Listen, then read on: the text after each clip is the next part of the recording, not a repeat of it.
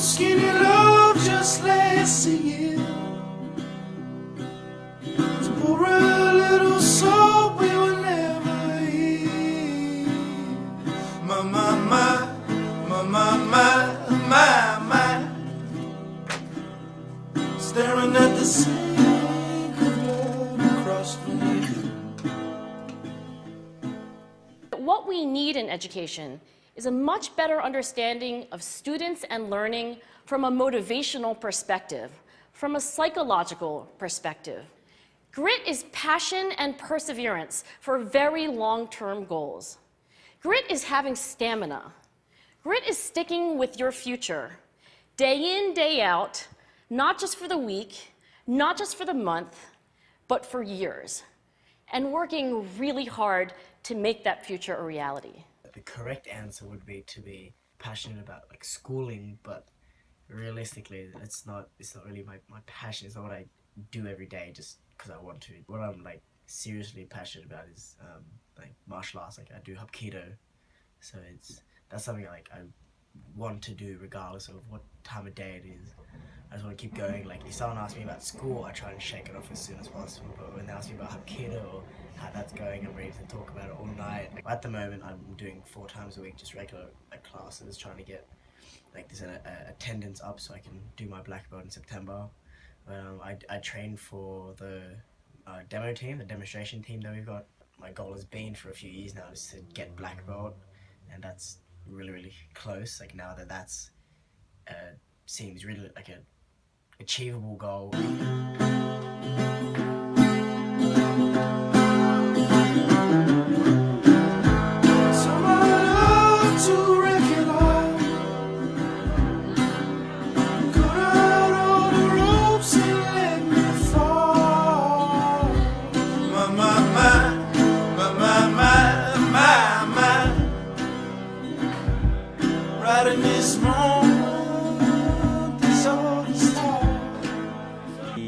Training black belt test usually 7-8 hour test. Technical, physical, and your strong mind and sparring, everything is tested. But now everybody not give up, still keep going. It's 8-hour test. Black belt way is first step, start your split training. After more older, he doing uni and business too. How much you happening, your body pain, how much you can keeping going. This goal making, this minding training. That's why I'm just not conditioning, not health. How much your spirit, stronger minding, this one, longer training, you can get it. The best student never gives up on trying to learn what he or she needs until it becomes second nature, both in technique and attitude. Difference. Yeah. He's going to have to come back to you. UNSW is unique in pioneering education in Australia. David Gonski is the Chancellor, and he lent his name to the Gonski Review into school funding. And in the building behind me, there's both an educational psychology department and the Aim High program for student equity. Aim High consists of several areas, if you like. The main area is the outreach work we do through the Aspire program, and when we're focusing on years 11 and 12 through the UNSW program. So they're the programs that primarily work with school students from disadvantaged backgrounds.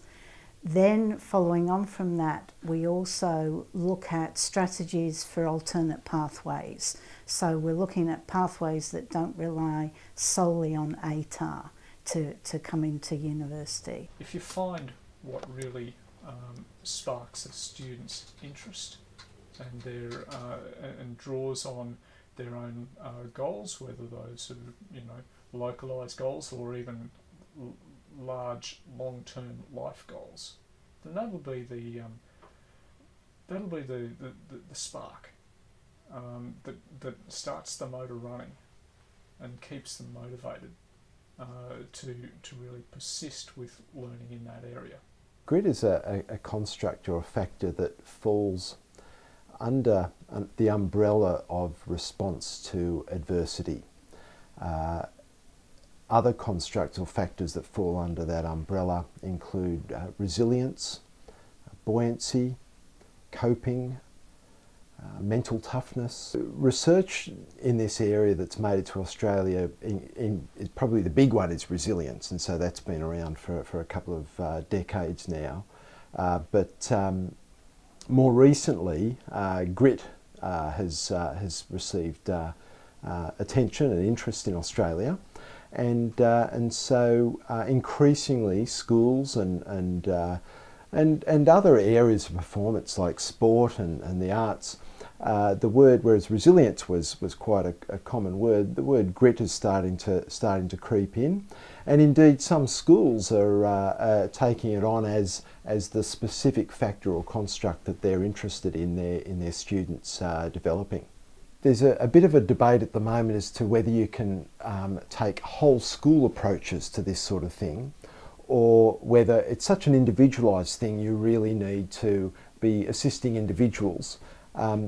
What we tend to find is that a more individualised approach to almost anything in education is generally more effective than whole school approaches. So there can be a whole school interest in grit and resilience and so on, but when it comes to nurturing that construct, a little more of an individualised approach is necessary. So for example, one approach to enhancing grit and resilience and coping and buoyancy is, for example, through goal setting, where you set a goal, you have something to work towards, and when that goal is set and you map out the steps involved in getting there, you're in a much better place to deal with setbacks as it arises, because you can return to the game plan as to what you're planning to do, and you can keep an eye on the goal, and that enhances perseverance as well. And so different children will have different goals, and different children will have different plans and steps in working towards that goal. So even though there'll be a whole school or a whole class interest and focus on resilience and grit, we find that a more effective approach is to individualise that where you can. School-wise, my long-term goal is to get into uni, preferably some sort of a course that'll help me get into chiropractic science or physiotherapy, and then eventually work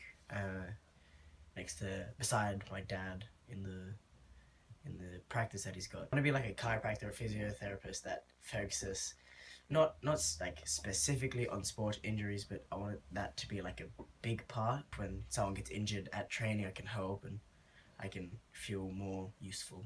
Your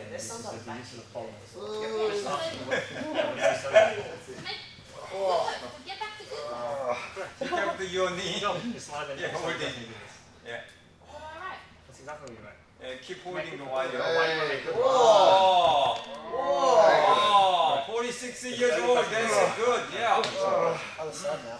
They all said that it was not so good. They either left it out or they said it was used to make painful. Yeah.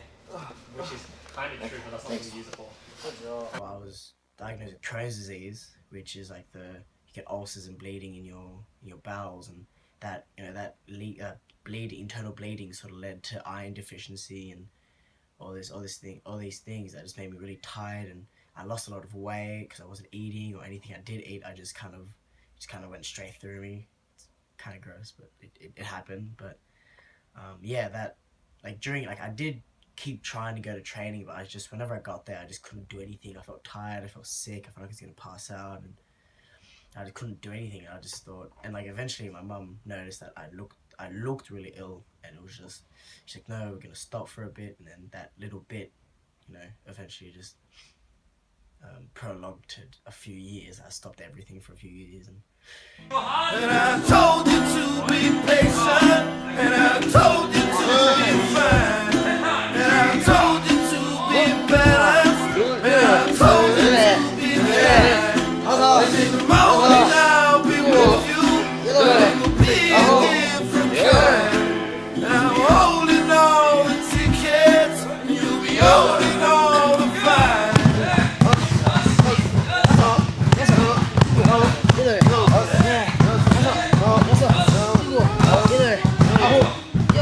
myself back on track, and eventually it sort of empowered me to go back and prove everyone that I'm not that chubby little sick boy anymore, that I can be a lot stronger than I look.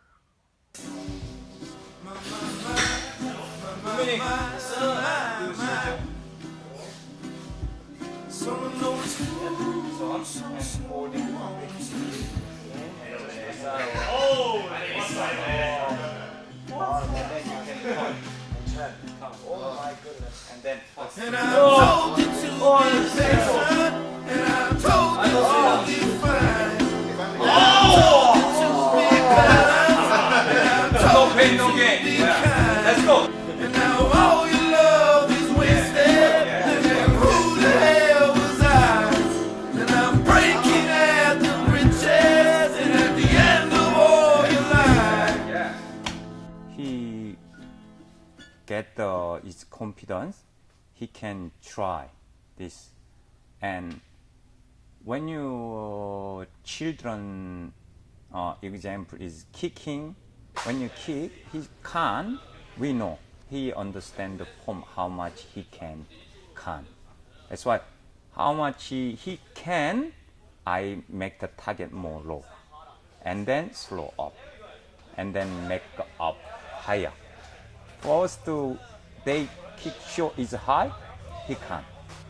But I show first low, and then he can kick, make the sound bigger. They happy. Oh, you can good kicking. Maybe up. Now high, he kick. You can. That's why how much he confidence making, this one is more important. Not kick first. How much he can do.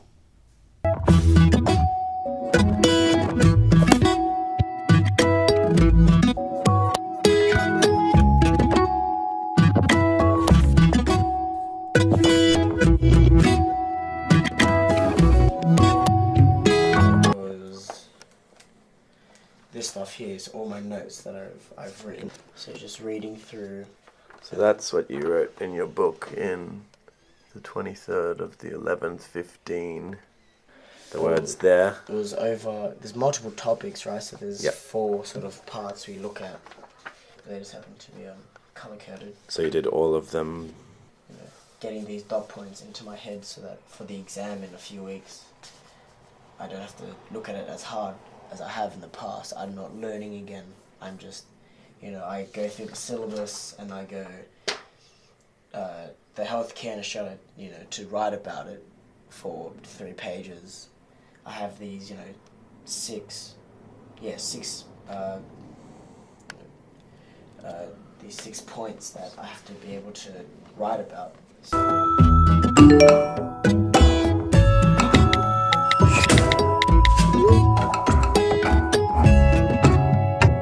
Like if there was a question talking about healthcare in Australia, like how is it equitable in access and support for all sections of the community, it's there, equity of access. You talk about the equity of access. You write down, can we do like a 2-mark version on the blank page under those books? I was doing English, yeah, sure. The beauty of a blank page is it can be anything. That's true.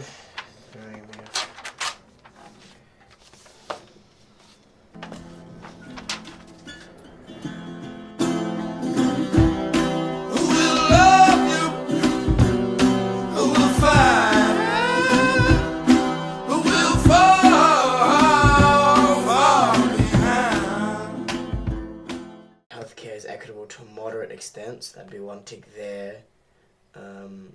1 tick would be for talking about the economically disadvantaged, because that's in a syllabus. It's a point how they are they are a priority population group. Another population group being individuals living in remote areas, talking about how they have limited access because of where they live and the services that they're limited to, such as emergency services of the Royal Flying Doctor Service. If it was an 8-marker, you'd probably talk about more than just two groups. There's 5 groups. So Aboriginal, Torres Strait Islander, the overseas born, the elderly, people living Disability. If my study has been any good, it'll be right. Oh, pressure is on. Oh, that's it. 2, 4, yeah, there's 6. Those are the 4 other points I could talk about. I don't want to suggest that that this is a straightforward thing of find your spark and everything else happens from that. It's not that simple. Very often, the role of parents and teachers will be to help students persist in the early stages of learning, providing that external motivation to help them reach a point where it becomes self-motivating. I can do this. Wow, look at what I can do. Hey Mum, look at this. And listen to this. And that sort of, that will often not come easily. But by reaching that point, by doing that deliberate practice, you get to a point where it does become self-fulfilling. And that's when things really take off.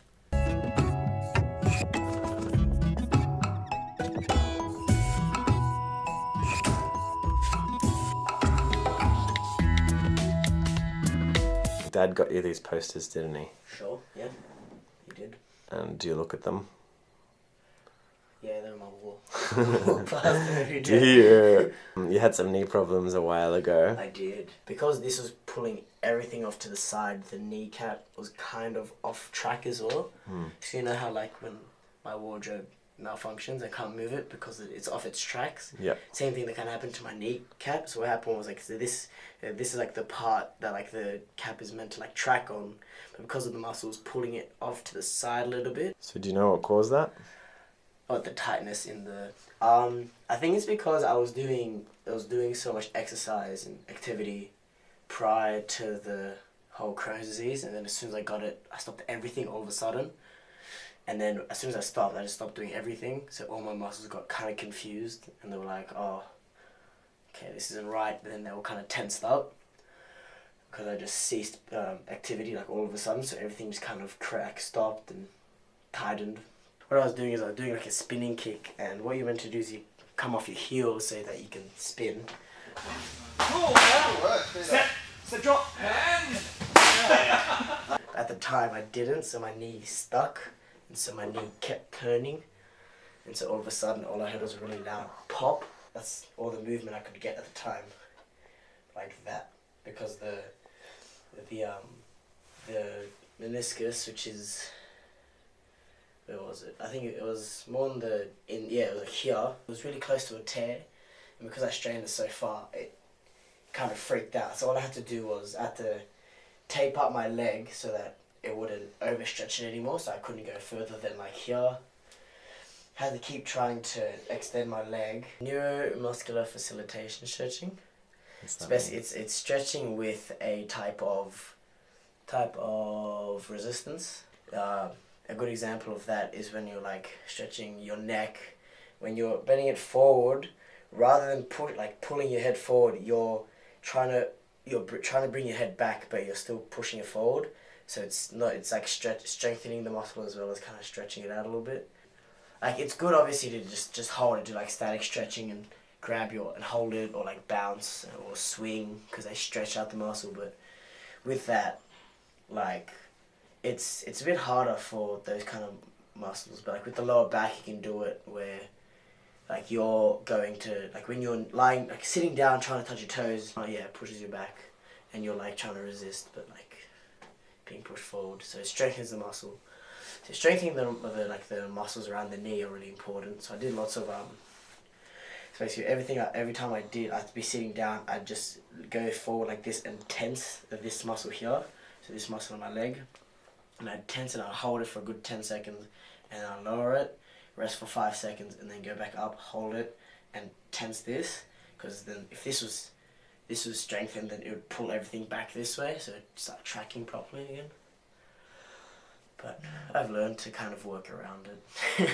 Transfer is the holy grail of educational psychology. It's possible, but with good support and good instruction on how to in how to get that transfer from one domain to another.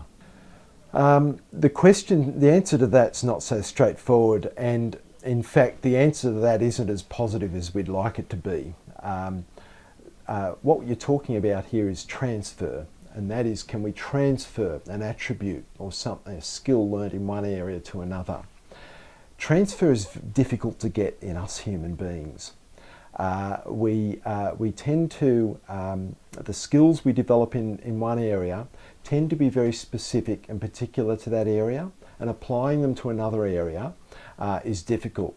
And we often find that a lot of interventions where we conduct an intervention where we build skills in one area and then hope it kicks onto other areas, we often find it doesn't. And so what's needed, that's not to say it's not possible, but it needs certain conditions to transfer. And those conditions usually around where children, young people are explicitly taught how to transfer the skill, how to use the skill in one area and apply it to another area, and be given very good scaffolding from one area to the other, and give very good examples on how, and practice on how they would develop their skills and attributes developed in grit and resilience and coping, how they would use that in another specific area. Simply building it up in one area and hoping it transfers, that's very difficult and relatively unusual in us human beings that tend to live fairly silo-like lives, and so, but where we're able to explicitly teach how to embed a particular skill in another area, that's where we meet with more success. Having said that transfer is very difficult, another part of this equation is that we have certain personality traits and dispositions that will carry from one situation to another. And so there are some temperaments, there are some personalities that are likely to deal with adversity better across different areas of challenge.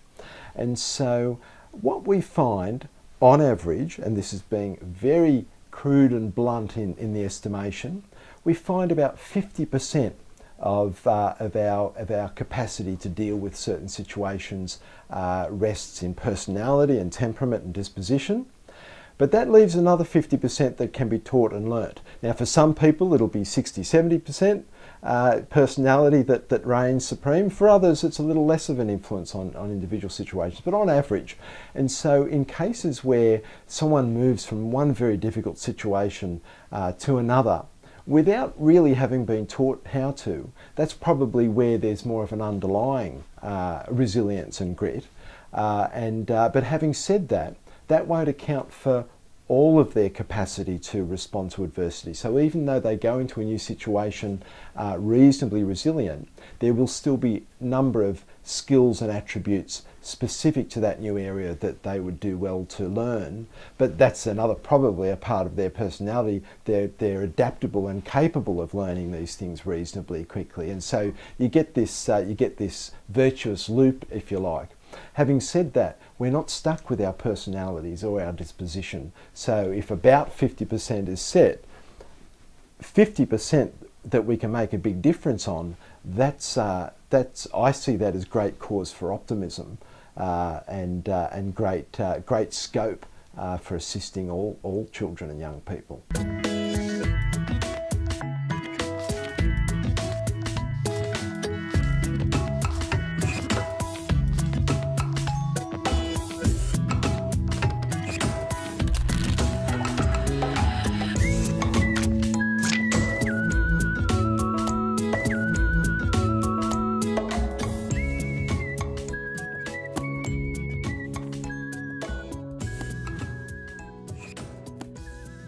That's the thing about Gonski. It was Australia's first attempt at individualised education. The initial report recommended needs-based funding, which most people think of as funding special needs resources. But Gonski's working right here at Fort Street Selective High School, because the needs of gifted and talented students are as individualised as special needs students. Grit is just the latest buzzword in self-directed learning, which experts agree is the future of education. In terms of self-directed education, that for individual students, I think that's quite an interesting concept, because I think that forms part of what they term the 21st century skills, which include things like resilience and being able to manage self. I think self-directed education would be brilliant. I think that we should have a more individualised educational process for students. I guess where I would struggle is how we would resource that.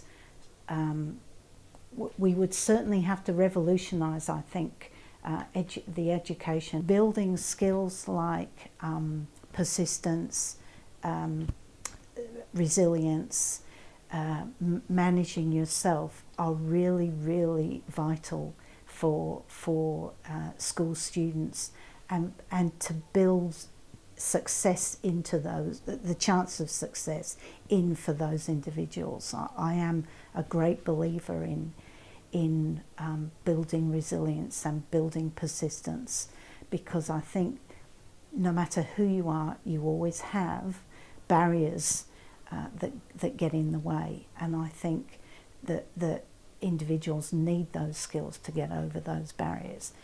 There is, again, both anecdotal evidence and evidence from the UK, and I'm not sure whether the grit theory provides evidence too, that students from low SES quite often show more resilience than students from higher SESs when it comes to how they cope with university once they're here.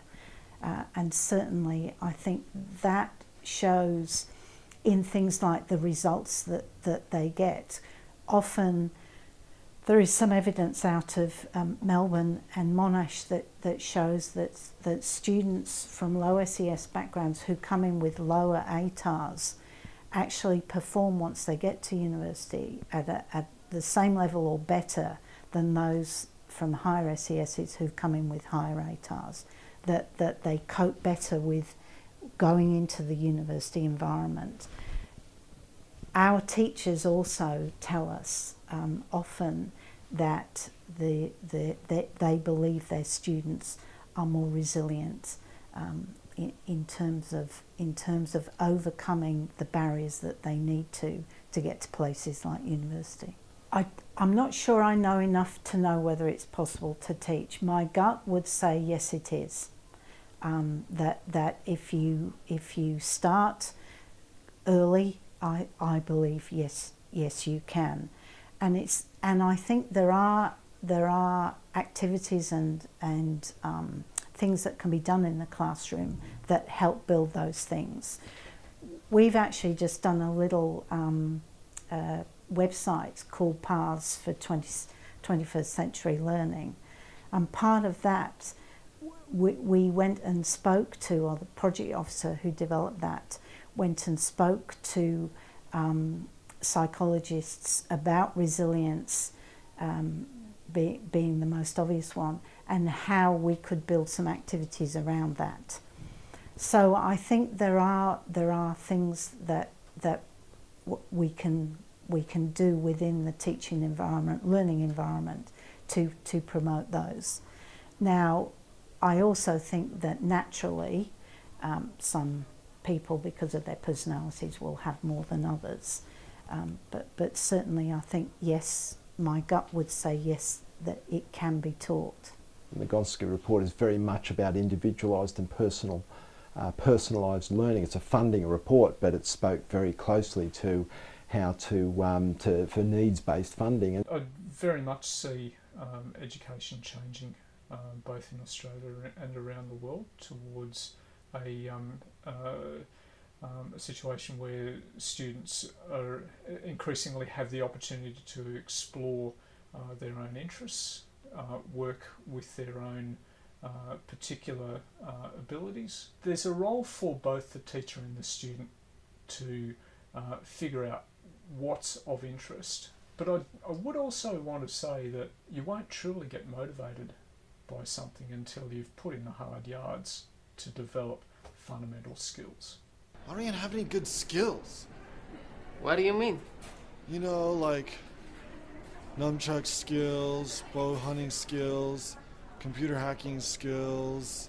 Anders Ericsson's work on deliberate practice argues that in order to achieve very high levels of, it will be necessary to put in a very, very large amount of practice, and not just any practice, but mindful, deliberate practice, typically involving substantial feedback from a mentor or mentors, in order to really work at your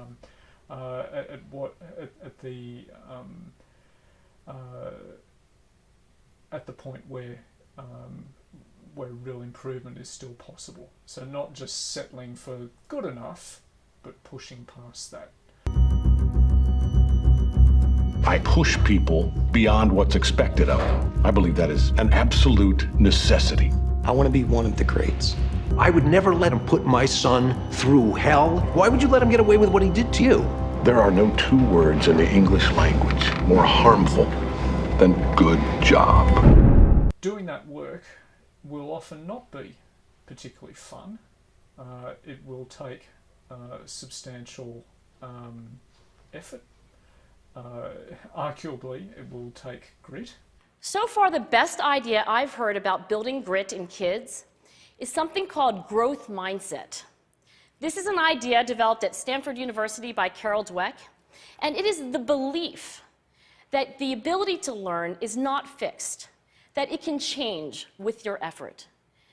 Dr. Dweck has shown that when kids read and learn about the brain and how it changes and grows in response to challenge, they're much more likely to persevere when they fail, because they don't believe that failure is a permanent condition. English, Saoudien. 5 godzin przed odcinkiem.